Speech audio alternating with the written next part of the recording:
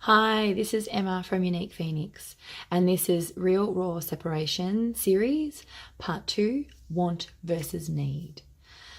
About 5 years ago, I do this every year, I have a look at the year ahead and I make a decision about what I want to focus on for the year. And so it was about 5 years ago I decided that I wanted to focus on getting some awareness around what was a need and what was a want in my life. So for me, I began looking at the stuff that I had filled my home with, and I could see that the cupboards were full, including wardrobes and, anything storage. And, a lot of it was I'd placed up there for later. There was no later. There was never for some of it. Now, and the other thing was my wardrobe.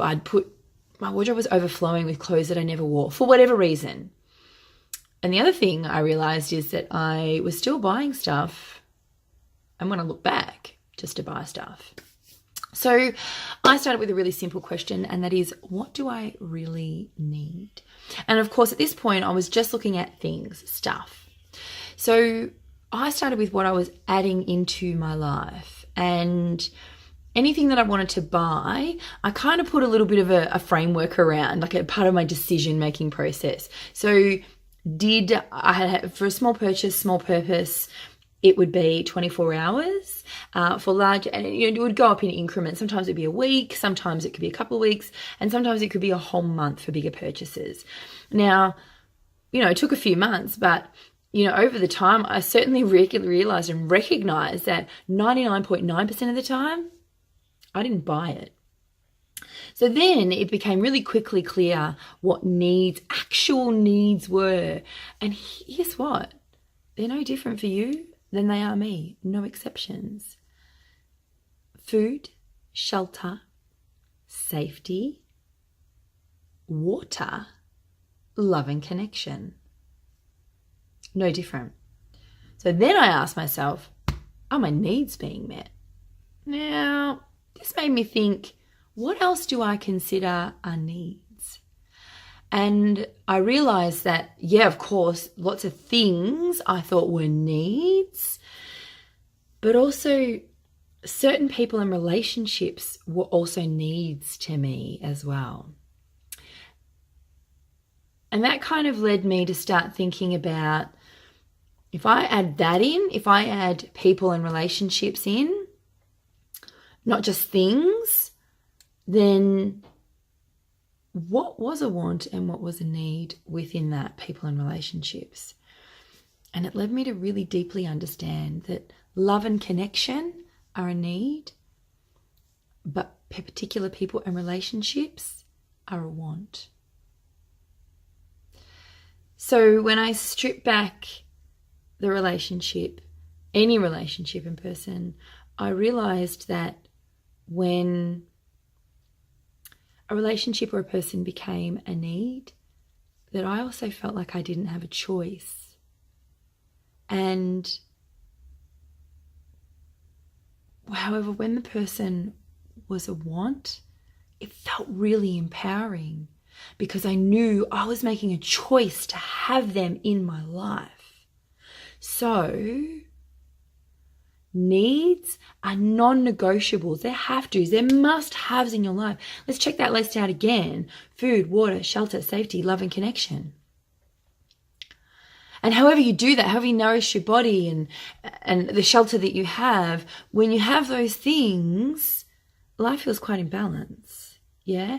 But however you do it, there's still have-tos. You cannot survive without food and water.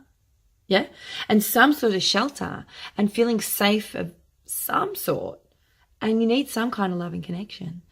However you get that and works in your life, that's your personal choice. And that's where the power comes in. Wants are negotiables, are choices. So what I got to and what I really deeply understood was that my marriage had become a need, and I didn't feel like I had a choice. The want had gone from it. So when I made the choice, this was part of the decision that really helped me move forward and keep taking the steps.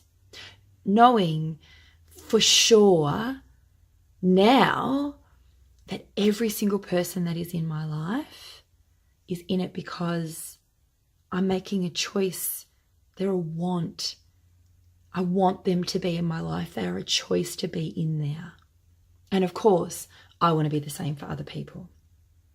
Everything I own and buy now has a purpose. I'm not just buying things to fill my life so that I feel full. And I can say I have them.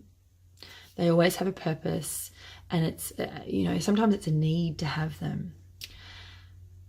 Because going through this process made me really get to know myself better and also understand that my life was already full with everything I wanted and needed. And of course, that would be taken care of as I went along.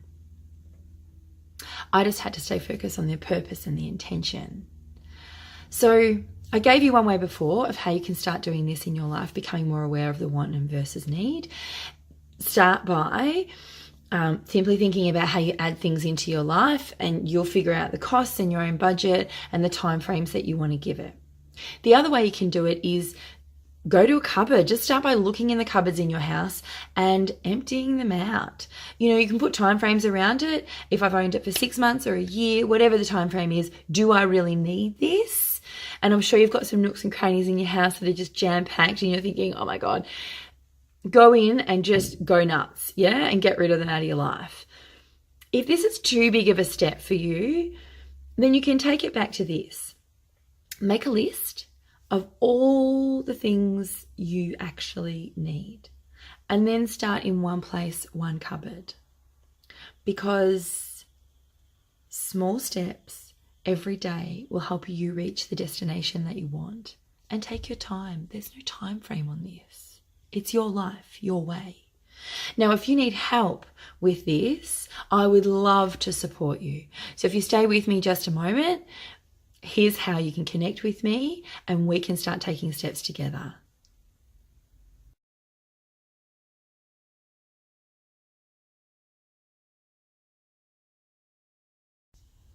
Hi, this is Emma. Thank you so much for joining me. I really hope you enjoyed it. If you'd like to take the next steps with me and connect with me further, there are a few ways to do it. Firstly, my website. Second, you can find me on Facebook through my business page, Unique Phoenix. There's lots of free content and inspiring ideas. And you can like and share this clip. Please remember, I'm here to support you and help you ignite the spark that is within you right now. There is hope. Change is possible. And this is your life to live your way. Enjoy your day, always. Your way, your life.